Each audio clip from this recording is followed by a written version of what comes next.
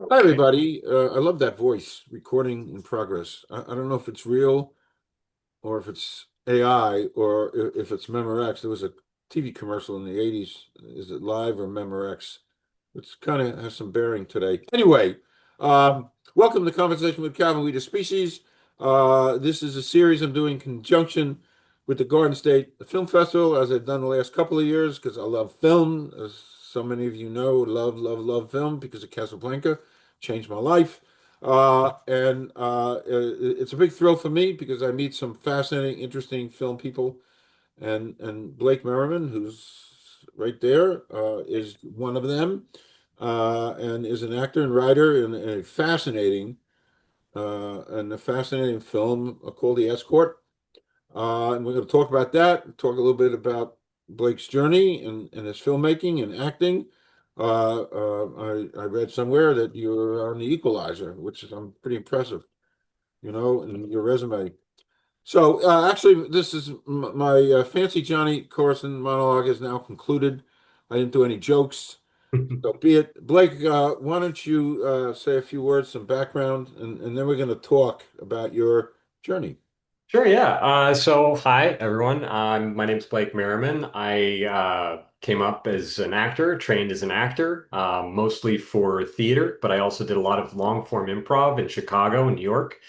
Um, but I really kind of felt a sense of a place or belonging when I was on film set for the first time. I did my first student short back in 2006, and that actually ended up going to the Garden State Film Festival. So that Garden State Film Festival was my very first film festival experience. And after that, I had a lead role in a independent feature film. And after that experience, I just kind of knew that that was something that I wanted to have more of. And through just kind of osmosis, just seeing a lot of films, reading lots of scripts, and doing improv, I kind of self-taught writing. It just kind of came to me, and I didn't realize that I could just take the improv or the ideas or the bits and pieces that I'd find in other scripts and kind of put them down, create my own work for myself. And I started off doing that for theater. But around the time of COVID, I kind of switched back and had some time to kind of shift gears and look at film. And The Escort, which is going to be at the Garden State Film Festival on Saturday, March 28th at 9 p.m., is my very first short film. I've worked and made some other projects in the past. I've had a hand in them, mostly the writing part and a little bit of producing. Oh, there you go. Thanks, There you Calvin. go. Okay. Hey, look at that poster. Poster by SG Posters, if you're interested. She is fantastic at putting together some really incredible, iconic. Is that you in there? Yeah, that's me. I'm in the white shirt, and that's my Fantastic. co-star Candy Boyd in the Okay. red dress. Okay. Okay. Yeah. So yeah, right now I'm mostly focused on I'm obviously still doing some stuff in theater and booking television. You mentioned Equalizer. That was the last most recent thing that I did for TV. But I've formed a theater company, or sorry, a film production company. Theater was before, now it's film. A nimble remark, and the Escort is kind of our flagship calling card project, and I'm really happy to bring it to people, and I've been really happy with their response to the film. Great. So yeah. Great. Well, good luck Saturday. Truly. So let's talk a little bit. Uh, t take us back a bit. What first pulled you into acting and filmmaking? Well, I mean, acting goes all the way back to high school. I was actually I needed extracurriculars, and I was in an all boys school here in Manhattan, and I thought I was going to do sports and wrestling, and didn't realize that once you get to kind of varsity level, that it gets to be a really intense thing. I actually kind of disjointed my nose in one practice, and just decided, this is too much for me. What else can I do? And I went to an all boys school, and I knew that in theater there were girls. So I started doing acting like a lot of guys because there were girls there. And I just kind of fell in love with it. I fell in love with reading plays. Plays were my favorite thing to read, and I devour them all the time. I still do. I get them from the New York Public Library, and I read them all the time.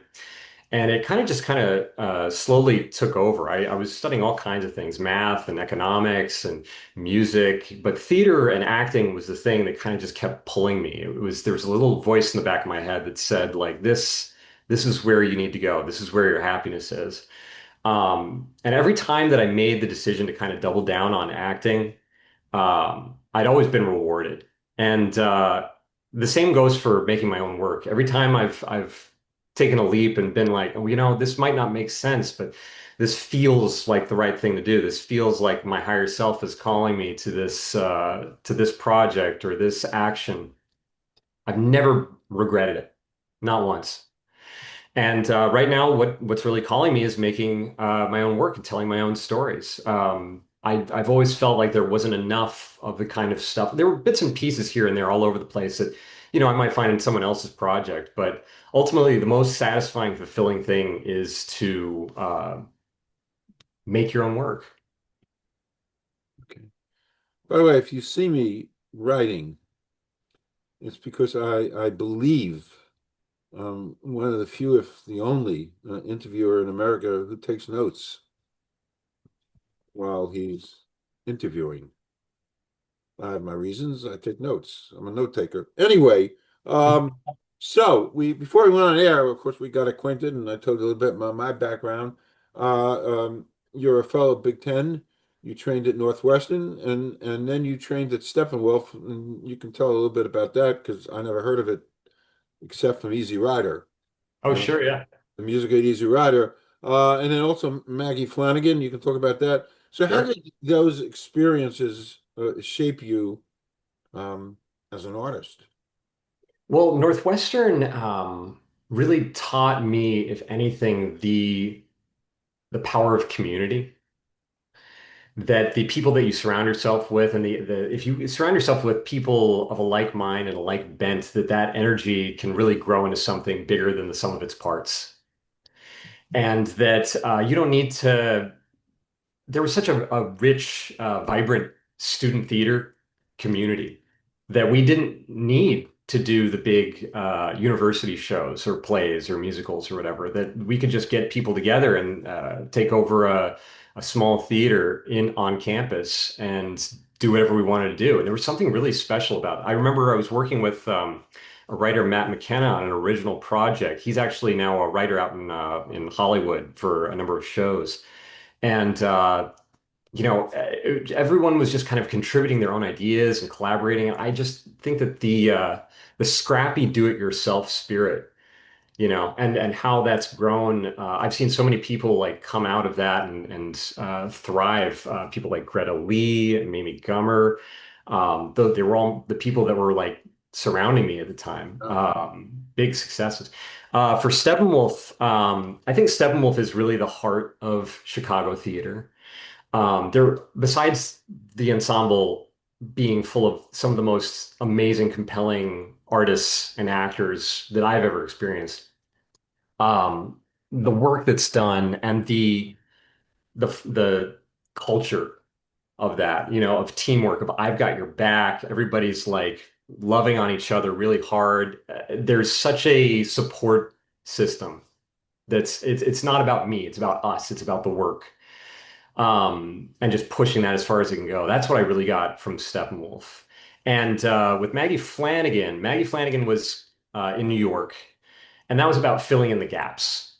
I'd gotten kind of I've gotten my reps in at Northwestern. I've gotten a sense of what the work could be in Chicago and what I wanted it to be. Maggie Flanagan was about just taking it from excellent to outstanding and making sure that all of the little gaps were filled so that not a single moment in your crafting as an actor was left dead or limp or open, you know, that kind of like meticulous attention to detail, the kind of inviolate sense of truth that you have about um, what means something to you. You know, when actors craft and they have a script, you know, you could have no connection to it whatsoever. And what Maggie Flanagan's studio would do for you is find a way to tie yourself and your experiences and the things that matter to you to that script so that you're bringing all of yourself to the script and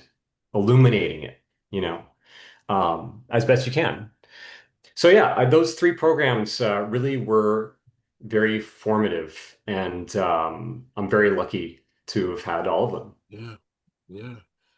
You know, I think uh, my growing up, we always heard, I always heard stories of all these actors and actresses. Somebody was a soda jerk and got discovered because they were doing, I forgot who a big actor was a soda jerk. I think in that big fancy drugstore in Hollywood, Schwab's, I think it is, and that's where everybody used to hang out. So somebody was a soda jerk. Hey, listen, Harrison Ford was a carpenter. Did you know Yeah. that? He was No, a I did. It was his day job. He could have, yeah, and he was making a good living as a carpenter too. Yeah, he was a carpenter. I mean, so the point I'm making is we all stereotypically know that actors just kind of get discovered, but that ain't the real world. What you're doing, it's a craft, and you got to pay your dues, and you got to learn, and it's beyond even comprehension for the general public just how much you put into it. And I only have a little taste because I'm an author, and I wrote my tortoise book that's I mentioned, and I might as well show it. What the Yeah. hell? It's got its 10th national award the other night. 10 national awards. That was 5 years of sitting in this chair. I actually wore out a chair. And point being, we pay we pay our dues. You as a creative and to be a performer, it is a rough, intensive journey, and sometimes it's missing that word, that Freudian word, instant gratification. Hmm. It's not in your thing, it's not my thing per se. But anyway, what I'm saying is I hugely appreciate and grasp what you've done to get where you are. Uh, Truly. Okay, and it's funny, I see all those movies. I just watched Tootsie the other night. Oh yeah. Yeah, I watched Tootsie the other night. It's a New York movie, and some of my favorite scenes in all of motion pictures when he's confronting Sidney Pollack, great director, Dustin Hoffman, and they're talking about, he wants to do a movie about Love Canal. A couple goes back to Love Canal, and Sidney Pollack is yelling at Dustin's Hoffman's character and saying, "Hey, nobody wants to see a movie about people going back to a polluted place. If you want pollution, you can go to Jersey." To me, that's one of the funniest lines ever sent. But the movie so dramatized the energy and the effort and just some of the stuff involved to show your craft and to Mhm. get acting gigs. Just brutal. Terry Garr just played this poor, character who's trying so hard to become an actress and not.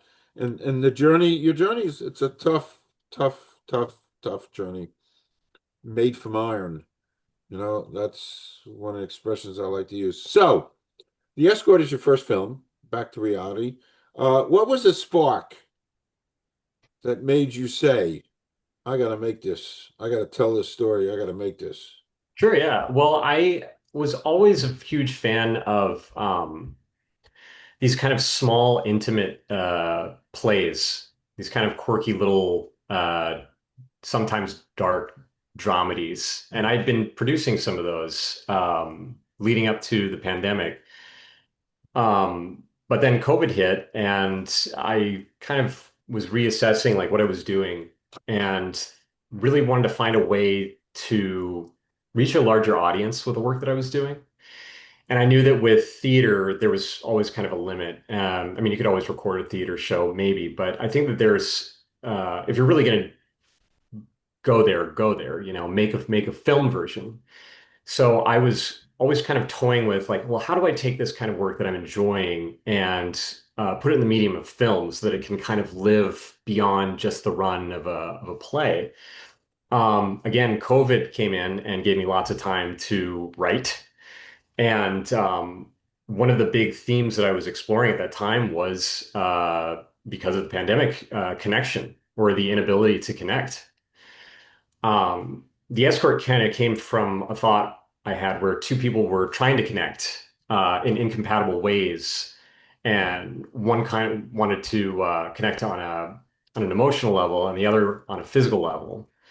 And I thought it would be a fun twist to have the expected genders reversed with a man seeking the emotional connection and a woman seeking the physical connection.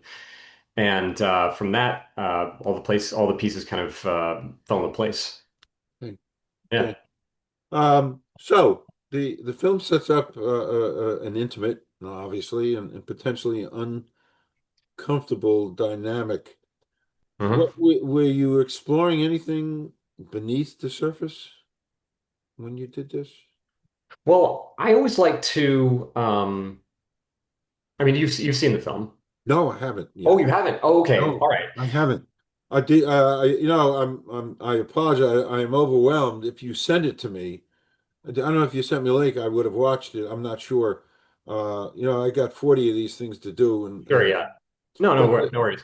Well, I like to kind of co-create at best in the best case scenario. I like to co-create the story with the audience. I like to kind of suggest things to the audience where maybe their personal bias or what they think the story is going to be is what they're telling themselves in their head. But then they get to a pivot point where information is revealed that helps kind of color everything that they've seen before. And now the story that they've been telling themselves, they realize was not the story that's happening. So there are actually a few points in the escort where if you have been, I've never like mean to deceive the audience or mislead them, but it's kind of a Rorschach, you know? When you're watching it, you're kind of projecting all your hopes and dreams and thoughts and biases onto what you're observing so that you can kind of make sense of what you're observing and tell the story in your head. But there are a couple points where if you've been thinking it's one thing, you realize it's actually another thing. And that happens a couple times. I don't want to like spoil the film right, because part of the experience is kind of the unfolding of the right. information and the revision of the story Okay, if you're watching it. okay. Well, don't give anything away. Don't. Yeah. I'm just looking at my notes. Am I able to see that on Letterboxd? Is that what you sent me? Yeah, it's on Letterbox. Oh, then I'll go there when we're done and to watch it. Okay, Oh, sorry. It's just posted there. I can resend you the link send me the after. link because Yeah, I want to watch it later, and as I write this stuff up, my little thing, because sure. I do want to watch it, and I'm just sometimes I get overwhelmed with all this stuff. No, Uh, there's so many films going on at Garden State that oh, it's. I mean, I'm going to try to see some of them, but they overlap the of course, blocks, so I can't see everything, which is kind of sad. A friend of mine, Annabelle Hagen, has a film that's going on at the exact same time as mine in another building, and I can't be two places at once. tough. I've seen my film enough. I'd love to see my Sure, friends. sure, and it it is tough, and I try to see if folks send me link, I try to watch as much as I can just to absorb it, and I do, especially shorter things. Feature films is tough. It's Yeah. commitment, and but I'm in such a wonderful perch because getting a chance to interview such a cross section of you all. Um, I just interviewed Saturday a filmmaker from Italy, Hmm.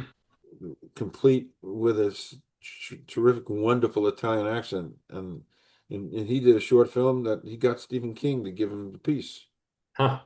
which is huge. Yeah. And Stephen King loved it, wrote him a note, and he also got Bruce Springsteen to give him a song, which Springsteen never does. Wow.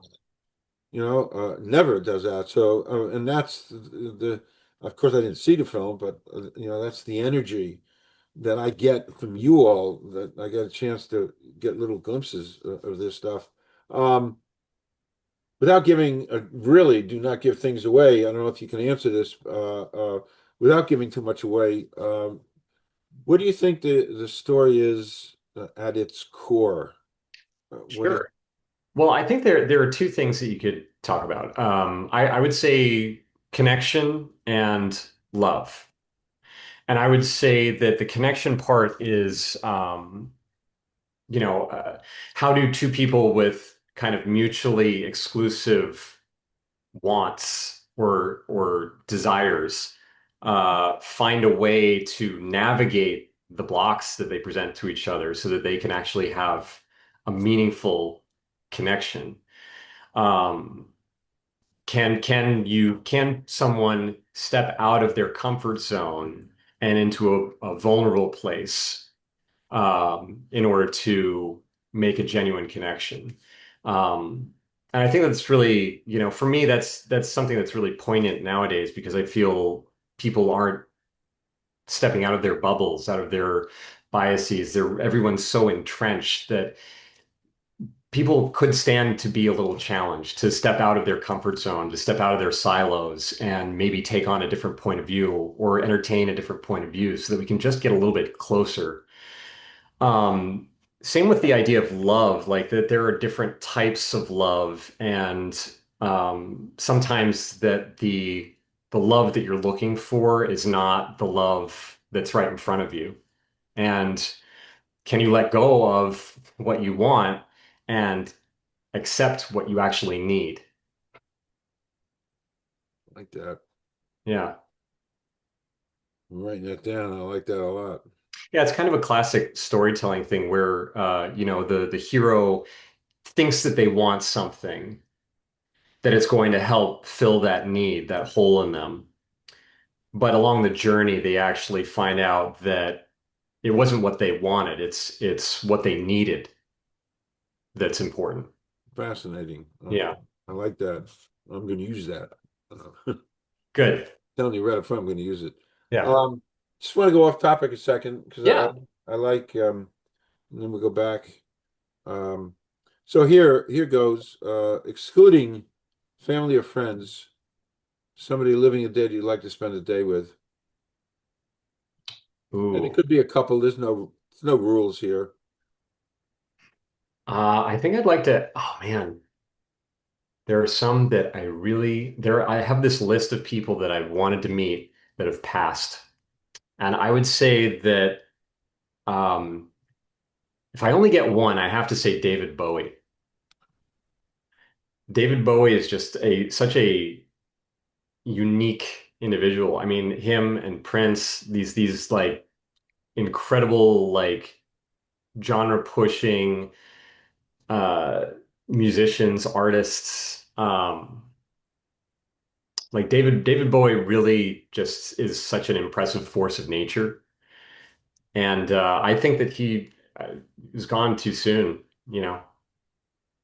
But you said Prince, and back at some point in the '90s, I'm not in the eyewear business.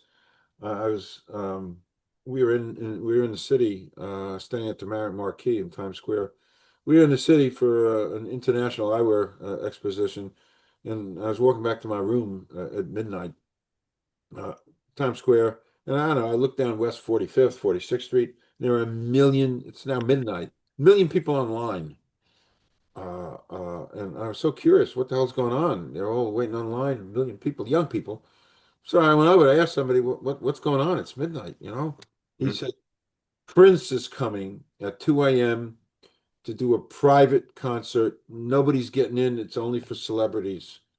We're just hoping we can wait in line and get in, but nobody's getting in. The place was called Club USA, and at the time it was one of the hottest clubs, maybe the hottest club in the city. It was owned by some controversial guy. I think his name was Peter Gashins. Anyway, I said, thanks, and I started to walk back to my. Now back then I had really long hair, and I'm 6'5", and I can send you a picture later. You'd swear I was Howard Stern. So I went back to my room, took off my suit, and got this brilliant idea. I put on a black leather coat, sunglasses, my hair is down to my shoulders, and I went back.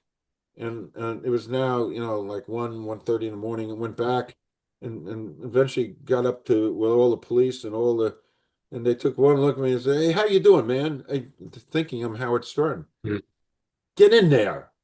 So okay, boom. And so Prince came on at 2:15, 2:20, and I'm a few feet away from Prince. Wow. Wow. Yeah, that is a wow. It is a wow. And I stayed almost to the end, and then things happened. It was time for me to leave, and I left. But it was one of my great achievements to have been that close to Prince. Um, I could send you a picture. People will Yeah. swear many times I'm Howard Stern. Scary stuff. I have a habit of sneaking into things. I'm not going to tell you now, but I did sneak into a Meryl Streep movie. And I was the 6'5". I was the biggest thing in that scene. Called One True Thing. She got nominated for the Academy Award for that. And I'm in the movie. I mean, boom. It's great. Anyway, moving on. Sure. Moving. Oh, by the way, do you have favorite movies, Blake? Favorite movies? Yeah. They change all the time. I Order. revise my list a lot, but I mean, Godfather's up there. I'm a big fan of Darren Aronofsky's films. I just got to really love this movie. I mean, The Wrestler is great, but I love The Fountain. Um, I mean, my guilty pleasure. I mean, I don't know if you'd call it a guilty pleasure, but The Empire Strikes Back is something that I could watch over and over and over again. I think that's what Star Wars is all about, and I love the fact that at the end they lose, but they persevere. There's something very profound about that. Yeah. Perseverance. It's a great Yeah, word. Great word. I like The Godfather too.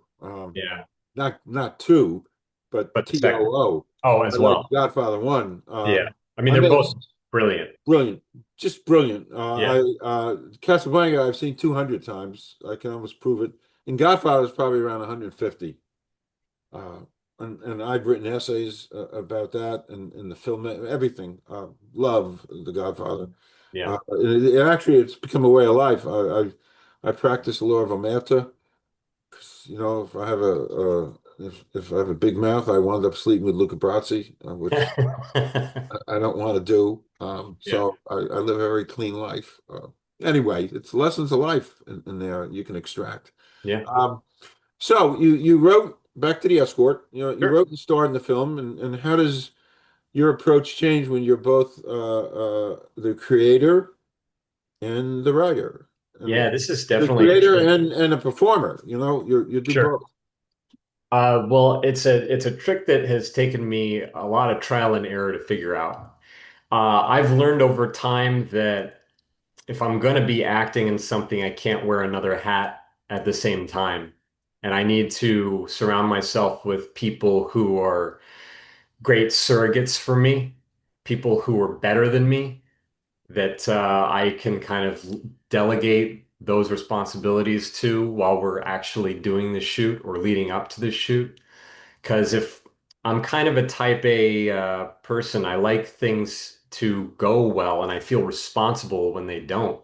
So when somebody can take that worry burden off of me, I can really kind of fully focus on the acting and throw myself into something. But in terms of making your own work, that is the biggest challenge I've faced, and I have failed uh, in big ways when I've tried to do producer and actor at the same time, or something like that. But I had an incredible supportive team that was all on the same page. Everyone was very respectful and talented and kind and supportive. My director, Joshua Michael Payne, my producer, Sam Katz, I just felt so comfortable in their hands that was not something that had to be a problem.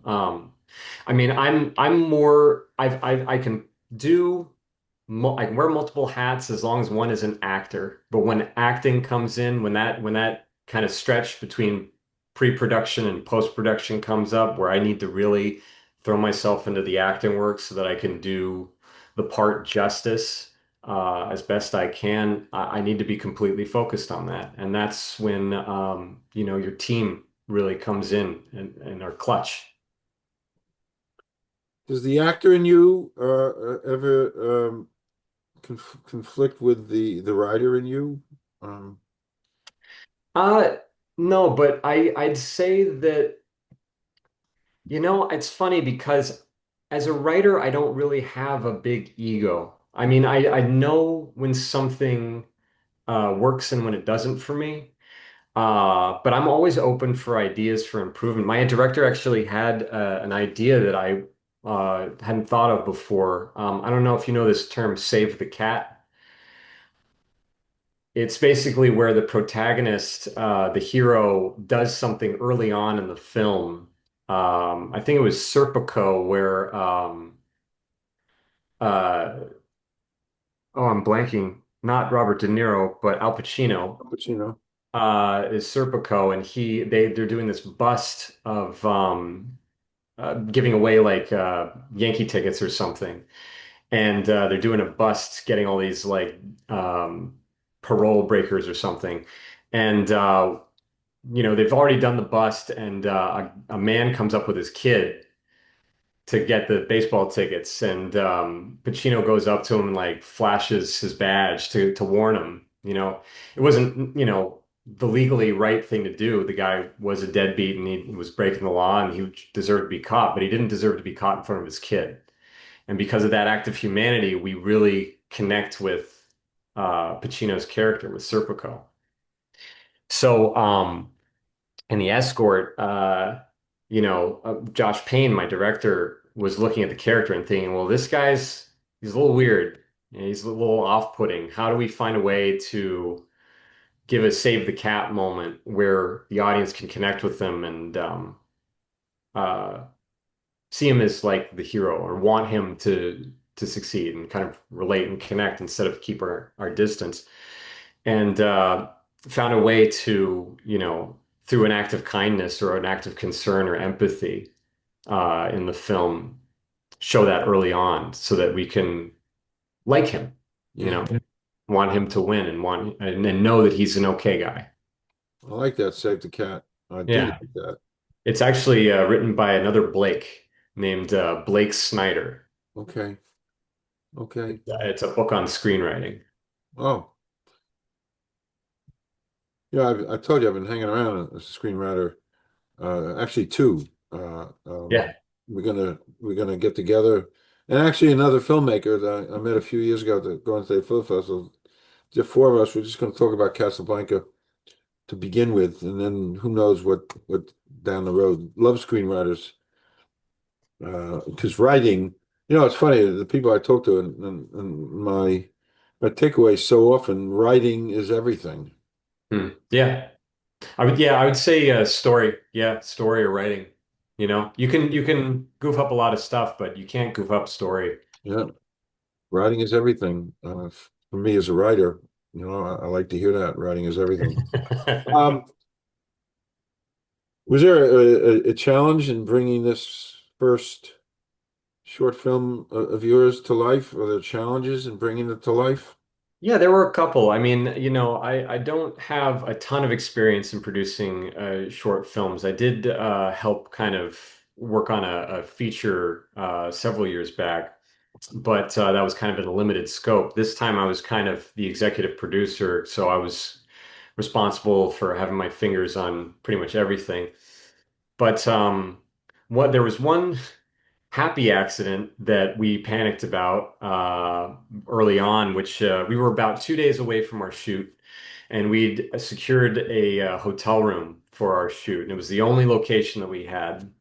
And me, my co-star Candy, and my director Josh Payne were rehearsing, and we get a call from my producer Sam Katz, and they say the hotel's pulled out. What are we gonna do?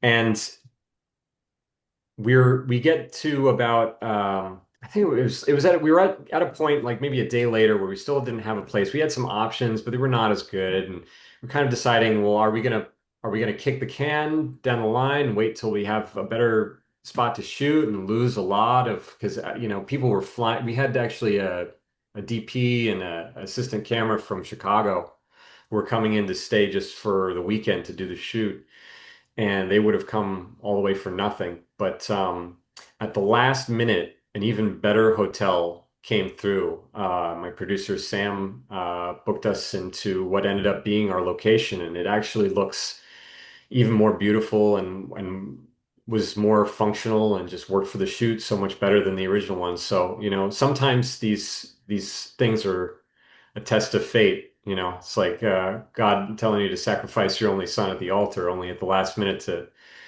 give you a reprieve. Yeah, Sophie's Choice, something like that, Yeah, something like that.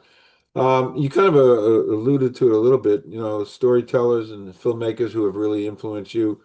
You said The Godfather, so Coppola and sure, uh, yeah. other storytellers and filmmakers that. Well, Uh, there are a lot of good ones. I mean, a lot of I think I mentioned, but like a lot of my influence comes from a lot of plays and playwrights, people like Tracy Letts from Steppenwolf or Adam Rapp, Annie Baker, Kenneth Lonergan. They all do these kind of small, kind of quirky dramedy stuff that flirt with darkness, but all always have kind of strong emotional core.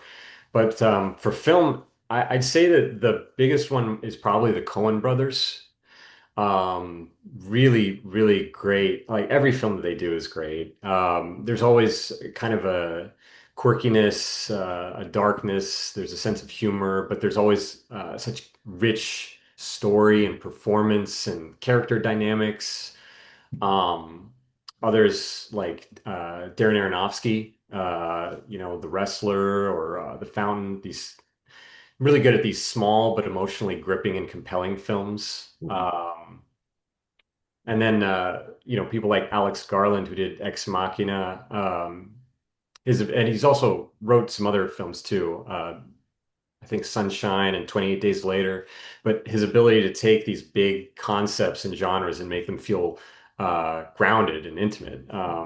Other people that do that, like Spike Jonze with Being John Malkovich, and Charlie Kaufman, James Gunn, his early stuff, and now he's bringing that into all the big DC pictures, which is neat. It's neat to see these people kind of scale up, from their roots and be able to take the work that they're doing and bring it to a higher level. okay. Okay.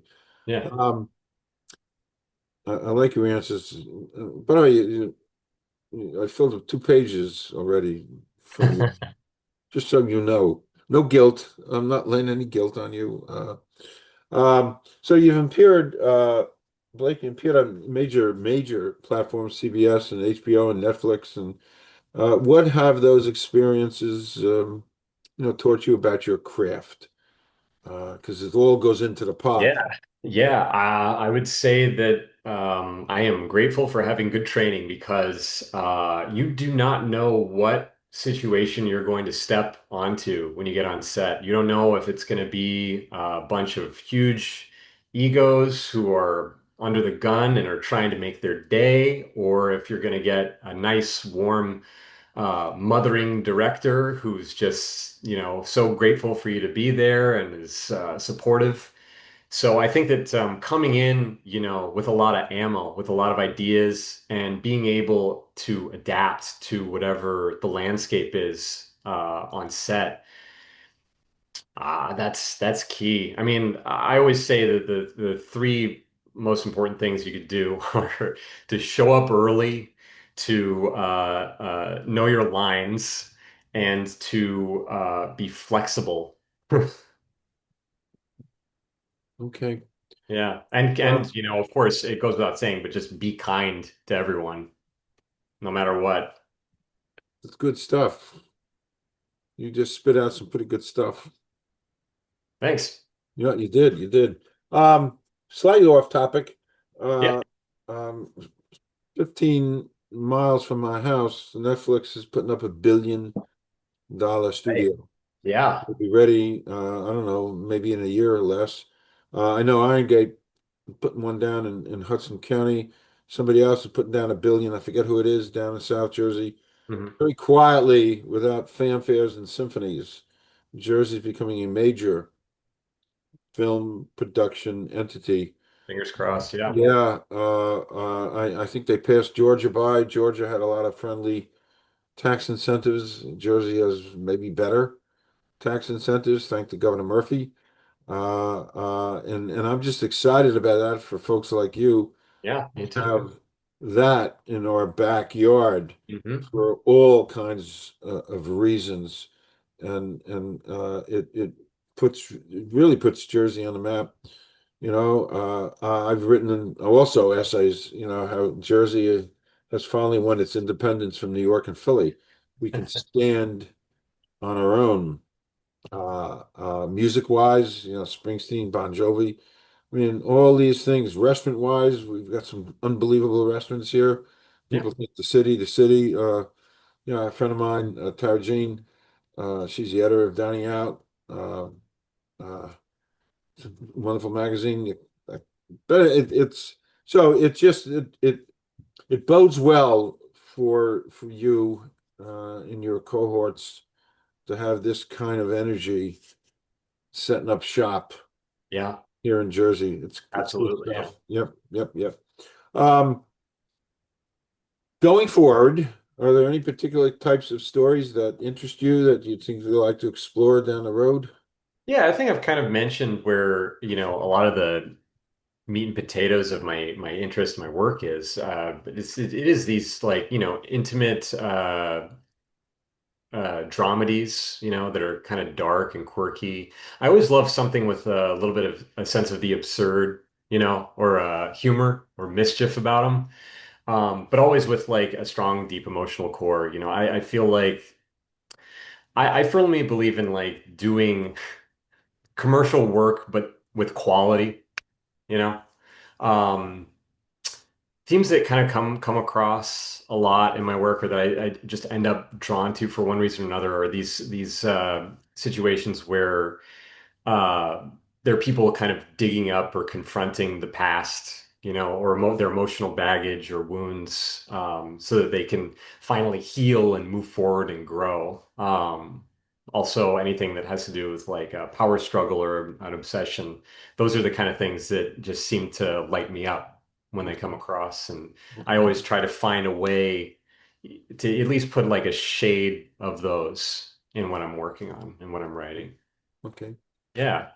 All right. Last question. Last question.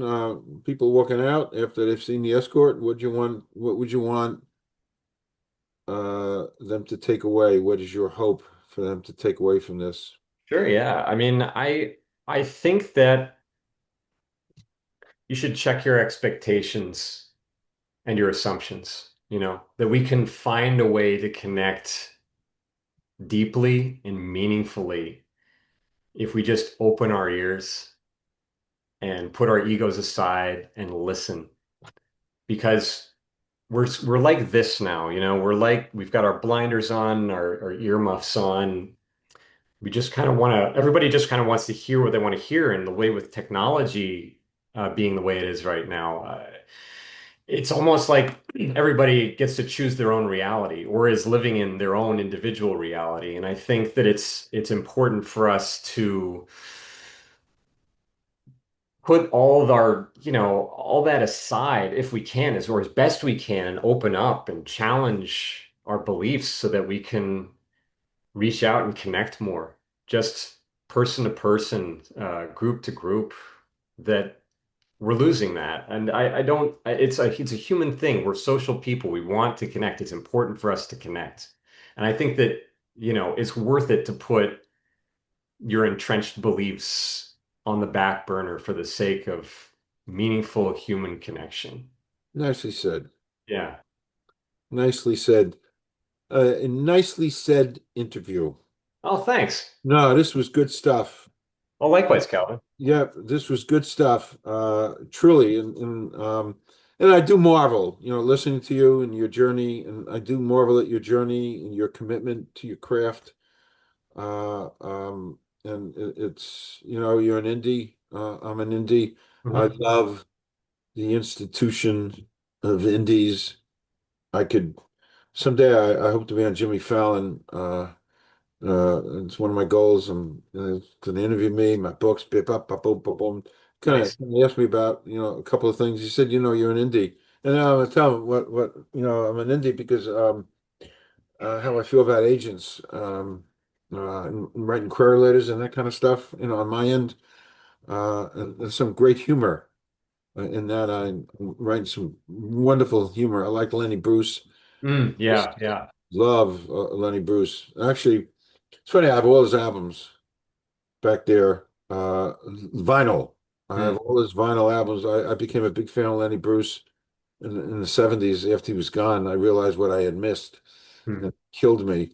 And I used to memorize all his bits, and I'd go to Club Med. I'd sit in the back of the plane, and I'd start taking a cigarette out and start smoking and laying on all my Lenny Bruce bits. And life is synchronistic and wonderful because mm. my love of Lenny Bruce actually had me hug his daughter Oh, not too wow. long ago.